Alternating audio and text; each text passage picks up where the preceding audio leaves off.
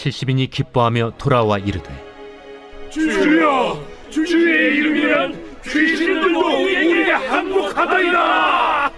사탄이 하늘로부터 번개같이 떨어지는 것을 내가 보았노라. 내가 너희에게 뱀과 전갈을 밟으며 원수의 모든 능력을 제어할 권능을 주었으니 너희를 해칠 자가 결코 없으리라. 그러나 귀신들이 너희에게 항복하는 것으로 기뻐하지 말고 너희 이름이 하늘에 기록된 것으로 기뻐하라.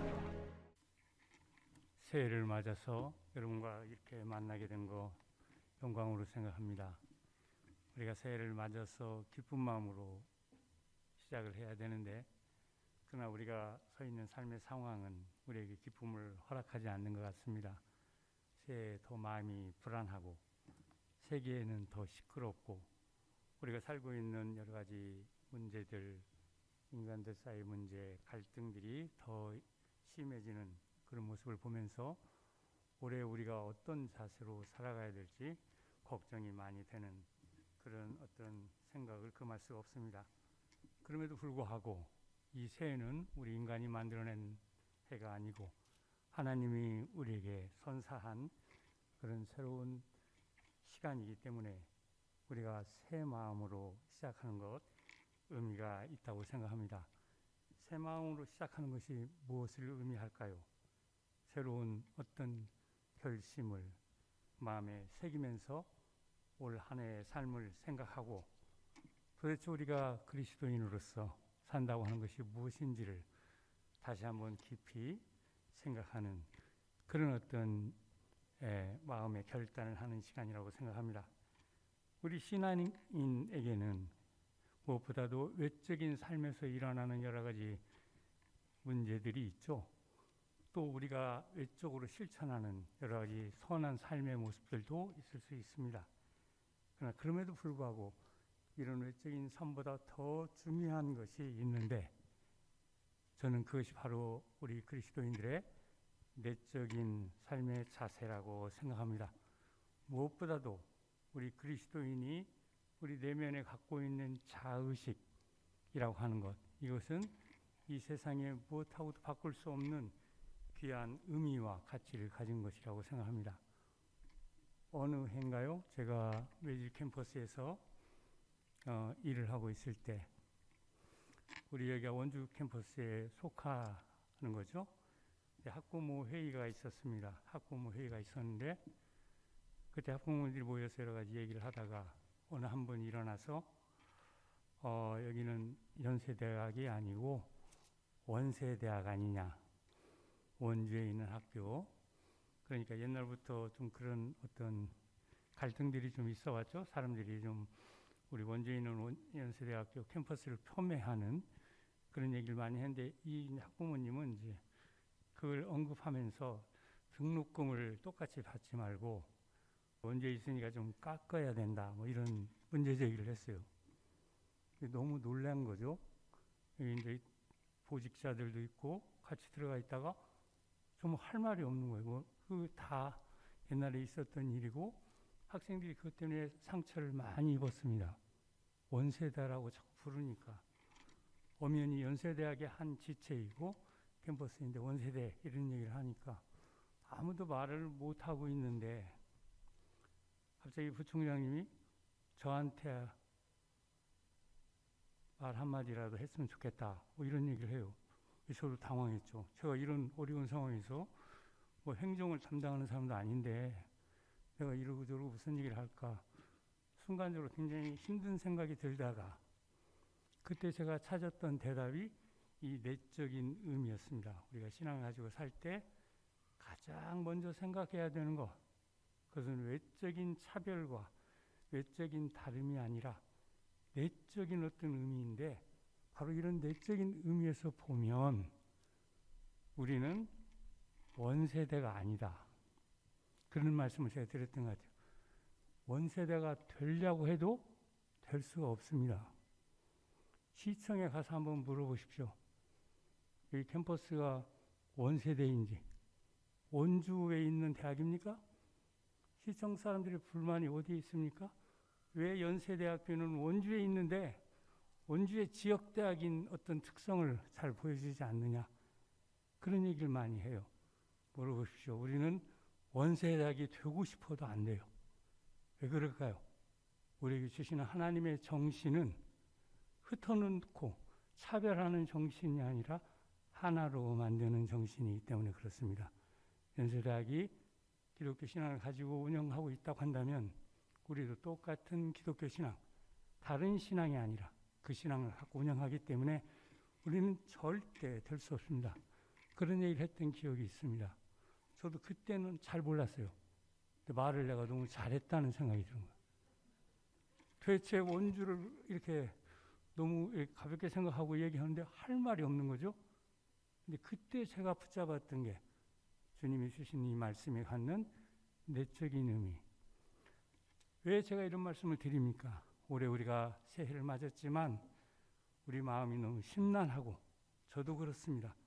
올 한 해를 또 어떻게 살아가야 될지, 올해는 또 무슨 일이 일어나는 건지 이런 어떤 걱정이 가득한 그런 마음을 떨쳐버릴 수가 없습니다.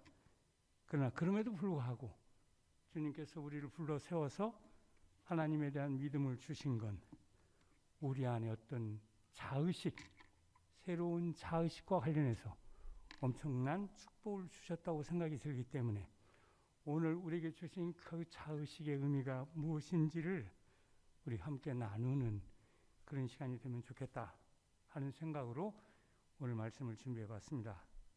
우리가 믿는 하나님 신앙, 그것은 그 무엇하고도 비교할 수 없는 독특한 자의식을 우리로 하여금 갖게 합니다. 그것 때문에 우리는 또한 이 세상에 살면서 분별력이 있는 삶을 살아갈 수가 있는 겁니다. 특별히 하나님이 주시는 지혜가 남다른 의미를 가질 수 있는 것도 그 이유가 바로 여기에 있습니다. 그분은 우리가 뻔히 잘 아는 어떤 그런 말씀, 그런 걸 가지고 우리를 감동시키는 것이 아니라 한 번도 우리가 생각하지 못했던 것, 그런 무엇을 가지고 우리를 이끌어가고 우리를 축복하고 있기 때문이죠. 여러분, 신앙 안에서 이 하나님, 이상한 하나님을 우리가 경험하게 되면 그 다음부터는 내 밖에서 일어나는 일에는 그렇게 큰 의미가 주어지지 않는 자신을 발견하게 됩니다. 늘 우리 내면 안에서 뭔가 새로움이 샘솟고 있기 때문이죠. 바로 이것 때문에 우리 그리스도인들은 우리 안에 놓인 수많은 경계들, 장애물들을 넘어서서 새로운 하늘을 향한 길로 나아갈 수가 있다, 그런 얘기예요. 저는 이 점에서 우리가 신앙을 가진 것이 얼마나 다행이고 큰 축복인지를 이렇게 생각하게 됩니다. 특별히 우리가 예수님과 관련해서 그분이 가르쳐 주셨던, 보여주셨던 삶과 그리고 그 가르침을 생각해 보면 굉장히 신비스럽다는 생각이 들죠. 뭔가 이렇게 비교할 수가 없는 그런 독특함이 예수님에게 있다는 생각을 합니다. 저는 언젠가 여러 가지 종교들을 연구했던 아주 공부를 많이 하는 한 선생님이 예수님에 관한 얘기를 하면서 이런 말을 하는 걸 들었습니다. 이 세상에 종교가 많은데 자신이 연구를 해보니까 불교든 모하메시든 회교든 무슨 종교든 간에 역사적인 추적이 가능하다는 거예요. 인간이 갖고 있는 지식을 가지고 이렇게 추적에 들어가면 해명이 가능했다는 겁니다. 합리적인 해명이. 그런데 이 예수님을 갖고 생각을 해보면 아무리 추적을 해도 잘 보이지 않는데요. 이유를 알 수가 없답니다. 아무리 추적해도 역사적으로 예수님의 확실한 모습이 손에 잘 잡히지 않더라. 그런 얘기를 하는 걸 들은 적이 있습니다. 저는 그 얘기를 들으면서 여기에 바로 예수님이 갖고 있는 어떤 보화 같은 진가가 숨어 있구나 하는 생각을 하게 됐습니다. 특별히 예수님의 보여주었던, 그의 사역을 통해 보여주었던 여러 가지 것들이 있지만 그의 제자를 선택하는 과정에서 보여주었던 그런 어떤 행태도 우리가 잘 살펴보면 너무너무 기이한, 이해하기가 어려운 그런 모습을 우리가 보게 됩니다. 2000년 동안 예수님에 대한 많은 연구가 쏟아져도 여전히 그분이 우리에게 외적으로는 뭔가 잘 잡히지 않는 것처럼 보이는 것도 저는 그 이유가 여기에 있다고 생각합니다. 예수님의 가르침은 우리 인간의 역사적 추적으로 그 의미가 다 해명이 되는 게 아니기 때문이죠. 예수님의 가르침은 우리가 비로소 그분을 믿고 그분을 따라갈 때 우리 마음에서부터 새로운 의미를 갖고 우리에게 다가오는 그런 무엇이기 때문입니다. 특별히 제자를 선택하는 과정에서 예수님이 보여줬던 태도는 너무나 이상합니다. 제자를 선택한다면 어떤 사람을 선택할까요? 만약 저한테 묻는다면 배움의 능력을 가진 사람, 그 다음에 나를 잘 이해할 수 있는 사람, 그래서 앞으로 내 뜻을 잘 전수하고 펼쳐낼 수 있는 사람, 그런 사람을 선택하는 거죠. 그렇지 않습니까? 그런데 이상하게 예수님은 이 세상에 오셔서 그의 사역을 시작하기 전에 제자를 선택하러 나선 거죠. 이게 너무 이상합니다. 사역을 시작하고 이름을 좀 떨친 다음에 내가 이제 제자를 뽑겠다 이렇게 해야 우수한 사람들이 좀 와서 그 중에서 선발해서 좋은 제자를 세웠을 텐데, 이상하게 예수님은 잘 나가고 신분이 있고 배움이 많은 사람을 상대하지 않고 가난하고 소외되고 평범한 사람들을 상대하면서 그런 가운데 제자들을 이렇게 선택하는 것, 이것은 우리가 결코 다른 사람에게서는 볼 수 없는 기이한 모습이라고 하지 않을 수 없습니다. 어떻게 보면 예수님께서 유대 지도층과 갈등 관계에 있을 수밖에 없었고 결국 나중에는 로마에 의해서 십자가 처형을 당할 수밖에 없었던 것도 저는 그 이유가 여기에 있었다고 생각합니다. 예수님은 그의 사역을 하나님 나라 사역을 이끌어 갔지만 그러나 그분에게서는 늘 이 의외성이라고는 이 차원이 사라지지 않고 있었기 때문이죠. 따라서 예수님께서 선택하신 제자들이 예수님을 죽을 때까지도 잘 알지 못했다고 하는 것, 저는 이와 무관치 않다고 생각합니다. 제자가 어떻게 선생을 모릅니까? 그것도 죽는 날까지. 제자들은 선생이 어떤 사람인지를 알지 못했다. 이것은 너무너무 이상하다, 그런 얘기예요. 그런데 더 이상한 건 예수님은 그런 제자를 뽑기 위해서 사역도 시작하기 전에 서둘러서 본인이 가서 아무나 붙잡고 너 나를 따라와 하고 제자를 뽑았다, 이런 얘기죠. 무슨 자신이 예수님에게 있었을까요?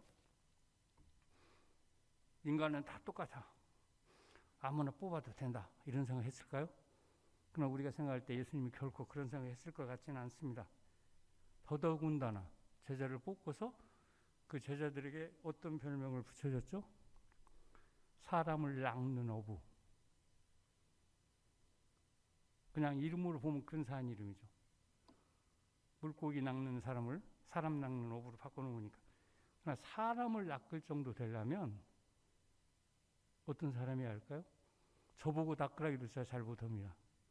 사람을 설득하고 소통할 수 있는 놀라운 능력을 갖지 않고는 낚을 수 없는 거죠.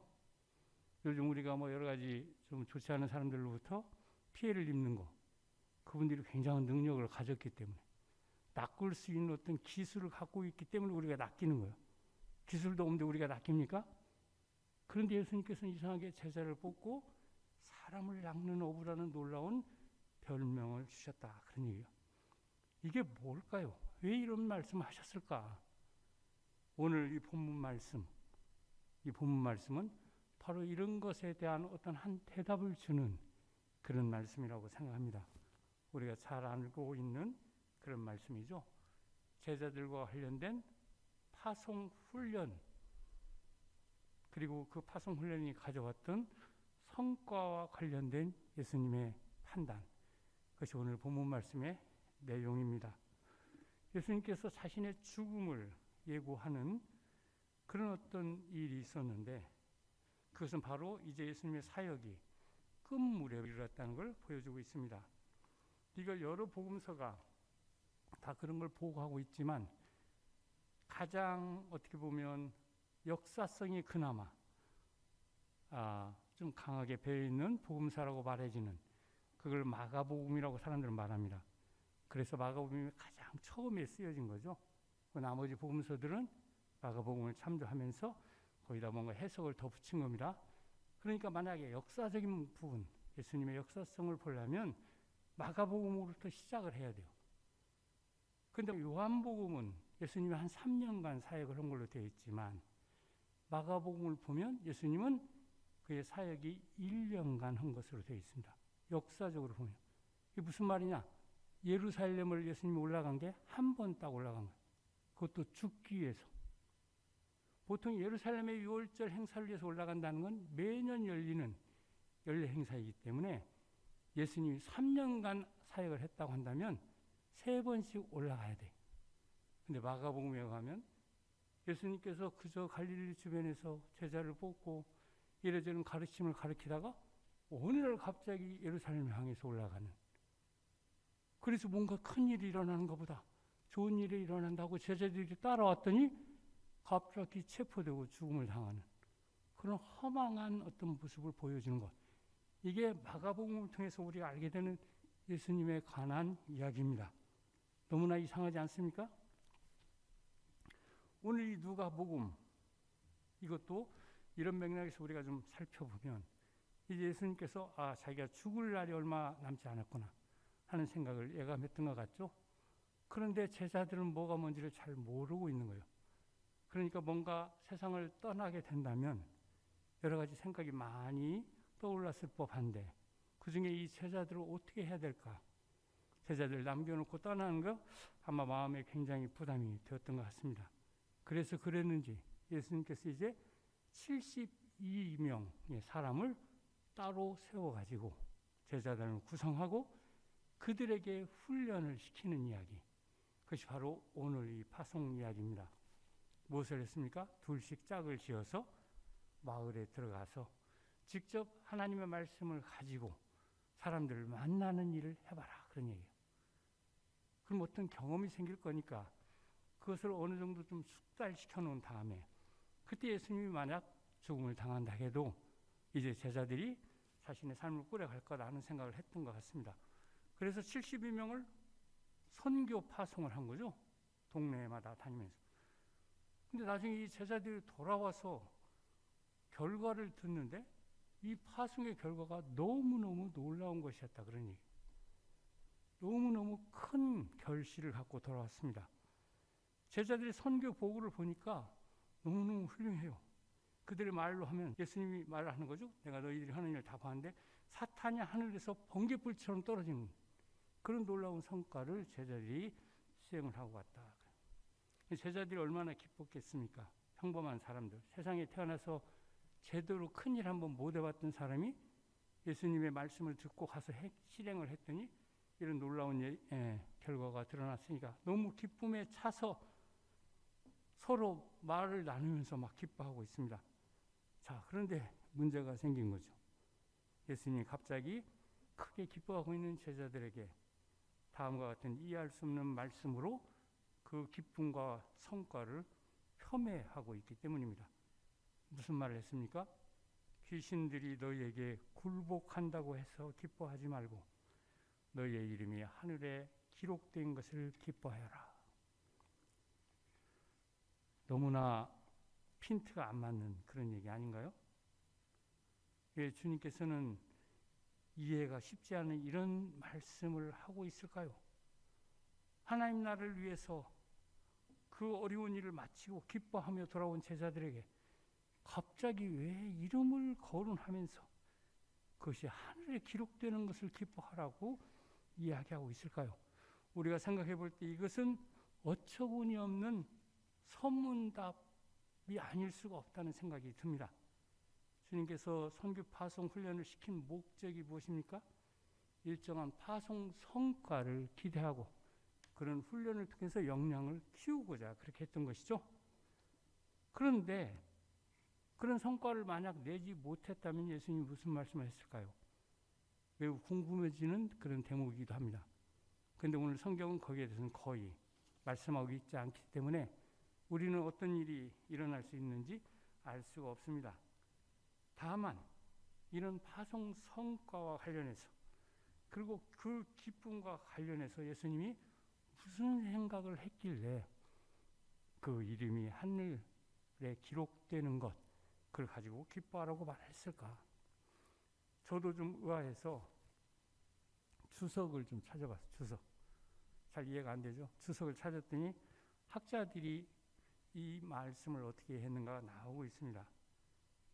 이 학자들은 이걸 그렇게 어렵게 생각하면 복잡하고 단순화시켜서 이해를 하면 이런 말이다. 무슨 말이냐?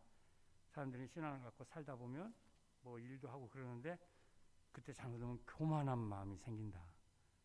그러니까 오늘 예수님이 주신 말씀은 영적인 교만을 예방하기 위해서, 영적인 교만에 빠지면 안 된다는 걸 가르쳐주고, 그보다 더 중요한 건 개인의 구원, 그 구원의 확신을 갖는 게 중요하니까 이 둘을 위해서 예수님께서 이런 말씀을 했다라고 말하고 있습니다. 근데 제가 아무리 오늘 본문 말씀을 읽어봐도 이런 식으로 해결하고 있는 건 우리가 이 본문에 대한 오랜 깊이 있는 어떤 묵상을 통해서 얻어지는 결론이 아니라 흔히 교리적으로 우리가 오랫동안 들어왔던 어떤 이야기, 어떤 명제를 가지고 이야기를 해석하고 있는 것으로 여겨집니다. 개인의 구원이라는 것, 구원의 확신이라는 것 중요하죠.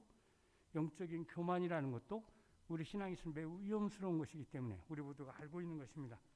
그렇기 때문에 이런 어떤 내용을 가지고 이 말씀을 해석하고 있는데 제가 볼 때는 오늘 본문 말씀하고 그렇게 잘 들어맞는 것 같지가 않다, 그런 얘기예요.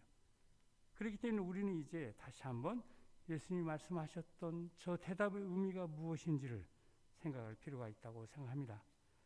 특별히 제가 볼 때 오늘 우리가 이 말씀에서 주목해야 되는 용어들이 나타나고 있죠. 그것은 바로 이름이라는 용어와 그것이 하늘에 기록된다는 용어가 그것입니다. 이름과 하늘에 기록되는 것. 자, 여기서 이름이라고 하는 것은 만약 성서적인 이해를 따라서 이해한다면 우리가 일반적으로 생각하는 것과는 차이가 많이 나고 있습니다. 우리가 얘기할 때 이름이라는 건 나와 나 아닌 것을 구별하기 위해서, 내가 갖는 어떤 독특성을 표현하기 위해서 그런 얘기를 하는 거죠. 그러니까 이름은 어떤 다른 것과 구별을 위한 외적인 표지입니다. 표지, 외적인 표지. 그것도 내적인 게 아니라 외적인 표지. 그런데 성서에서 이름이라는 건 단순히 이런 외적인 표지를 위해서 사용되는 것이 아니라 존재 자체를 드러내고 있다, 그런 얘기예요. 따라서 성서에서는 이름이 바뀐다는 건 그저 필요하면 그저 좋은 이름을 갖기 위해서 바꾸는 그런 것이 아니라 존재가 바뀌는 것을 의미하고 있습니다. 성서에서 사울이 바울이 됐다는 얘기는 이게 굉장한 얘기죠. 그저 사람은 똑같은데 이름만 바꾼 게 아니라, 아니 사람 자체가 전체적으로 변한 것, 그것이 바로 이름을 통해서 드러나고 있기 때문이죠. 그렇기 때문에 만약에 일하고 돌아온 제자들, 기뻐하면서 너무 신나 있는 그 제자들에게 이름을 거론하고 있다는 것, 굉장히 제가 볼 때는 중요한 의미를 갖는 거다, 그런 얘기예요. 특별히 이 이름과 더불어서 이 일을 말하고 있는 것, 이것도 굉장히 큰 의미를 갖는다고 생각이 듭니다. 일이라는 것, 인간이 늘 해야 하는 것이고, 인간은 이 일을 통해서 우리 인간 자신의 문화와 생활 세계를 새롭게 만드는 거죠. 그리고 그걸 통해서 삶을 향상시켜 나가는 것, 그것이 바로 일입니다. 그러니까 우리가 인간으로서 살 때 이름을 갖는 것, 그리고 이 일을 하는 건 아주 기본적인 거예요. 기본. 이것이 없으면 안 돼. 인간이 일을 한 거 다 놀고 있다. 그럼 어떻게 되겠어요? 이게 뭐 문제가 생기는 거죠. 인간이 서로 이름도 없이 뒤섞여서 살아. 그럼 이게 어떻게 될까요? 이게 또 굉장히 큰 혼란이 오겠죠. 그렇기 때문에 일과 이름이라고 하는 거 굉장히 중요하다, 그런 얘기예요. 그런데 그렇다고 한다면 예수님이 왜 이런 말을 했을까? 이 중요성을 너무 잘 아시는 분일 텐데 왜 이런 얘기를 했을까? 여기서 우리가 좀 생각해 보면 우리가 이 세상에 태어나서 이름과 이를 연결시켜 생각할 때 우리에게 떠오르는 것이 있습니다. 내가 일을 잘하면 내 이름이 유명해지는 거죠. 한마디로 하면 이 일을 통해서 나를 알리고 내 이름을 높이는 그런 일이 인간 삶에서 아주 중요한 의미를 갖고 있는 겁니다. 이게 일이라는 것은 우리 인간에게는 그 결과에 따라서 큰 업적이 되는 그것과 긴밀하게 관련이 되어 있다. 그렇기 때문에 이름을 알리려고 하는 사람은 이 일의 성과를 극대화시키지 않을 수 없는 거죠. 일을 잘해야 이름이 날리는 거니까. 일도 못하는 사람이 자기를 알아달라고 아무리 애고라고 다녀도 우리는 그런 사람이 이름이 날리는 걸 본 일이 없습니다. 그래서 이 일에서 가장 중요한 것, 우리 인간 세상에서는 그것이 이름을 날리는 거였다. 그런 얘기예요. 주님이 오늘 이 이상한 얘기를 제자들에게 들려주신 그 가운데 감춰져 있는 교훈이라고 하는 건 저는 바로 이 사실과 깊이 관련이 되어 있다고 생각이 됩니다. 이 일을 하면서 성과를 내게 되고 그래서 자연스럽게 이름을 날리는 것, 그것은 우리가 뭔가 이야기하기가 쉽지 않은 거죠. 좋은 일입니다. 그러나 인간은 언제부터인가 일하면서 이름을 날리는 것만이 아니라 이름을 날리기 위해서 일하는 모습 속에 살고 있음을 알게 됩니다. 자, 문제가 여기에 있었던 거죠. 이 일을 하다 보니까 성과가 나서 이름을 날리는 것, 그것은 너무 자연스러운 일이에요. 그런데 인간은 너무 영리하죠. 아하, 일을 잘하면 이름이 날리는구나. 그래서 이름을 날리기 위해서 일을 하는 사람. 요즘 텔레비를 보다 보면 한 번이라도 더 TV에 나와서 뭔가 이야기를 하려고 하는 사람이 너무 많아요. 자기를 알려야 돼. 이름을 날리기 위해서 너무너무 애쓰는데 그 이야기들이 진정성이 없어요. 이런 경우를 많이 보지 않습니까? 바로 여기에 뭔가 인간이 저지를 수 있는 아주 고약한 위험이 내포되고 있다고 생각했기 때문에 이런 어떤 이야기를 하고 있는 거 아니냐, 그런 얘기입니다. 한마디로 하면 주객 전도 현상이 이미 우리 인간들의 삶을 지배하고 있는 거죠. 주객이 전도된 이상한 현상이 우리 삶을 이끌어가고 있는 겁니다.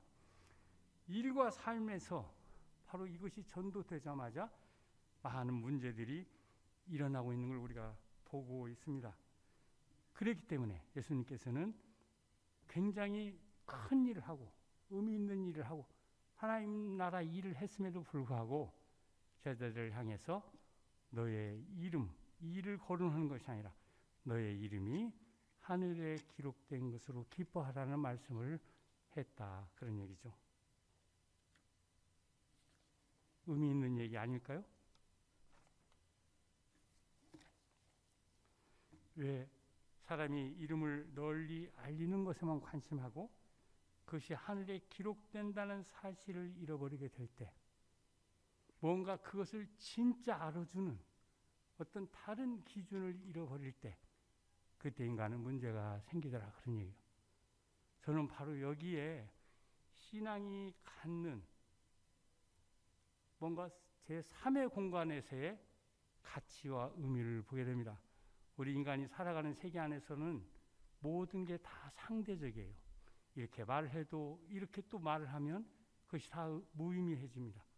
그래서 어떤 절대적인 기준을 갖는 게 굉장히 어려운데 오늘 예수님의 이 말씀을 들으면서 새삼스럽게 신앙인 우리가 마음에 간직해야 되는 그 무엇이 이 안에 감춰져 있다는 생각을 하는 거죠. 신앙을 갖게 되면 주객을 전도시키는 그런 일이 아니라 정말 올바른 의미에서의 어떤 사태를 판단하는 그런 힘이 주어지더라, 그런 얘기예요. 제가 여러분 처음 만나서 설교를 많이 했던 경험이 없었기 때문에 여러 가지 많은 부분에 처음에 많이 헤매고 고민하고 진짜 어떻게 지냈는지 지금도 생각하면 머리가 아파요, 머리가. 근데 제가 이번에 설교집을 내고 나서 생각한 거 가만히 생각해 보니까 하나님과 관련된 신앙의 의미를 밝히려고 했는데 왜 이것을 내가 하려고 했을까? 저도 잘 모릅니다. 내가 처음부터 그런 생각을 가지고 한 게 아니기 때문에. 나중에 깨달아지는 건 하나님이 있어야만 비로소 나나 우리 모든 인간은 자기를 알게 되는 계기를 얻기 때문이라는 결론을 얻었어요. 하나님이 있어야만 그때 우리는 좀 객관적인 어떤 자기 모습을 보게 되는 그런 놀라운 축복이 주어지더라. 그러니 이상하죠? 친구하고 비교하고 옆에 있는 이웃하고 비교하고 누구하고 아무리 비교해도 인간은 상대적이고 올바른 판단을 하기가 어렵습니다. 내가 저 사람보다 조금 낫다고 해봐야 어느 부분에서 낫는 거지 전체적으로 그게 내 모습이 아니기 때문이죠. 그러나 하나님 앞에 서게 될 때 그때는 우리가 우리 자신을 전체적으로 보고 근원적으로 보고 미래적으로 보는 눈을 얻게 되더라. 그런 점에서 신앙을 갖는다는 게 이렇게 큰 의미를 갖는구나 하는 걸 알게 됐습니다. 오늘 주님께서 주셨던 이 말씀의 의미도 바로 여기에 있습니다. 우리 이름이 하늘에 기록된다는 생각을 할 때, 그리고 그 이름 때문에 하나님이 우리를 인정해 준다는 사실을 염두에 둘 때, 그때만 우리는 이 세상에서 벌어지는 저 이상한 주객전도의 게임으로부터 빠져나올 수 있구나 하는 어떤 힘이 주어진다 하는 걸 알게 되었기 때문입니다. 말씀을 마친 후에 주님께서 드렸던 감사 기도 매우 의미가 있다고 생각하는데, 바로 이 기도는 도대체 인간이 이 세상에 살면서 신앙의 소명을 가지고 살 때 그 삶의 교훈이 무엇인지를 일깨워 줍니다. 주님께서는 이런 일이 세상에 이름을 알리고 있는, 그래서 지혜 있다는 사람에게서 나타나지 않고 이름 없이 평범하게 살아가는 사람들에게서 나타난 것에 대해서 감사하고 있기 때문이죠. 이상하지 않습니까? 이 세상에 있는 누구를 본받으라가 아니라 이름이 하늘에 있는 것만을 우리가 가슴 깊이 새긴다고 한다면 그때 우리는 전혀 새로운 것을 보게 되고 전혀 새로운 삶으로 나아가는 문을 여는 것이 된다. 그런 얘기예요. 이들은 자신의 이름에 어떤 업적을 붙일 만한 그런 사람들이 아니지 않습니까? 그리고 이름을 날리는데 그렇게 민감한 의식을 가졌던 사람이 아니었습니다. 그럼에도 불구하고 주님의 선언에 의하면 이들은 그 누구보다도 하나님 나라에 더 가까이 서 있는 그런 사람들이었음을 이 말씀을 통해서 알게 된다. 그런 얘기예요. 오늘 우리가 여전히 일을 하고 살고 있지만 이 일의 강도는 예전에 비해서 훨씬 강해졌습니다. 특별히 이 사회 전체가 경쟁에 휩쓸리면서 우리는 우리 일에서 업적을 내기 위해서 정말 모든 힘을 쏟아부어야 하는 그런 힘겨운 싸움을 하고 있습니다. 모두가 다 업적과 더불어서 큰 관심을 갖고 살아가고 있는 거죠.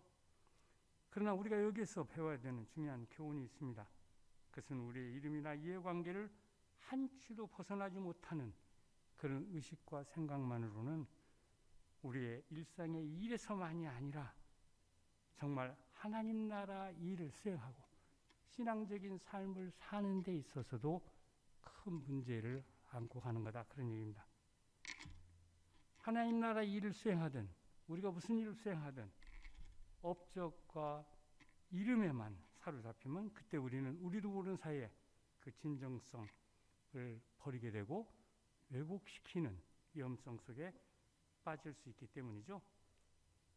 무엇보다도 우리가 하나님 나라 일을 하면서 섬기는 모습을 강조하고 있는 것도 저는 그 이유가 여기에 있다고 생각합니다. 같은 일이지만 우리는 이것을 이름을 내기 위해서가 아니라 봉사하는, 섬기는 의미에서 일을 한다고 하는 것, 그것은 바로 이 업적 논리를 넘어서는 가장 중요한 대안이 바로 여기에 있었기 때문에 그 일을 하고 있는 거다 하는 얘기입니다. 특별히 구약 성서의 바벨탑 심판 이야기가 그 무엇보다도 인간들이 이름을 알리는 것과 관련해서 이 바벨탑 일을 추진했다는 사실, 이것은 우리가 정말 두고두고 염두에 두면서 뭔가 거기로부터 배워야 되는 그런 신앙적 교훈이 감추인 사건이라고 이야기할 수 있습니다. 저는 그리스도인이 된다는 것, 그것은 1차적으로는 자기 이름을 알리는 것에 큰 관심을 갖지 않는 신앙의 사람이 되는 것을 의미한다고 생각합니다. 우리 신앙인은 이 땅에 살고 있지만 이 땅에 속하지 않은 사람들이기에 우리 이름의 자리를 이 땅에 가지고 있지 않은 그런 사람이라고 할 수 있습니다. 우리의 능력, 유무를 떠나서 우리가 다른 사람들과 뭔가 차별 있는 그런 의식을 가지고 살아갈 수 있는 것도 바로 여기에 그 이유가 있습니다. 업적을 비교할 필요 없는 이유도 여기에 있고요. 과도한 경쟁에 휩쓸려 살 필요가 없는 것도 바로 우리가 하나님을 믿고 있기 때문입니다. 하나님을 믿는 우리에게 가장 중요한 것은 하늘 아버지께서 바로 우리의 이름을 기억하시고 우리를 인정해 주신다는 그 사실이기 때문이죠. 하나님께서 기억하고 하나님께서 인정해 주신답니다. 그래서 제가 그 설교지에서 그런 얘기 썼지만, 제가 여자 전도사 과정에서 이렇게 교수 생활을 할 때 한 여자 전도사님이 어떤 시를 이렇게 잘 쓰시는 분인데, 시에서 그런 말을 썼습니다.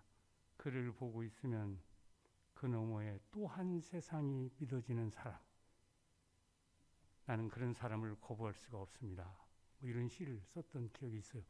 제가 그때 그 시의 그 말을 보고 너무 놀랐는데, 우리가 이 땅에 소망을 두는 게 아니라 하나님 저 하늘에 소망을 둔다는 것은 바로 그를 보고 있으면 그 너머에 또 한 세상이 보이는 그런 사람이 되는 걸 의미한다고 생각합니다. 우리의 바른 하나님 신앙과 그것이 주는 차원이 다른 삶의 의미가 올 한 해 여러분과 가정에 풍성하기를 빌고, 그것이 주는 기쁨이 이 세상의 그 어떤 것보다도 더 큰 그런 기쁨이 되길 바랍니다. 우리 함께 기도하겠습니다. 힘든 시간을 보내고 있는 저희들에게 또 이렇게 귀한 새해를 주신 하나님께 감사를 드립니다. 주님이 주신 이 귀한 시간들 소비하지 말고 하나님의 뜻을 가슴에 새기면서 하루하루를 사는 저희들 되게 도와주옵소서. 과도하게 나를 드러내기 위해서 애쓰지 말고 하나님이 주시는 믿음의 삶 가운데서 하나님의 뜻을 따라 살아가는 그런 기쁨이 우리를 이끌게 해 주옵소서.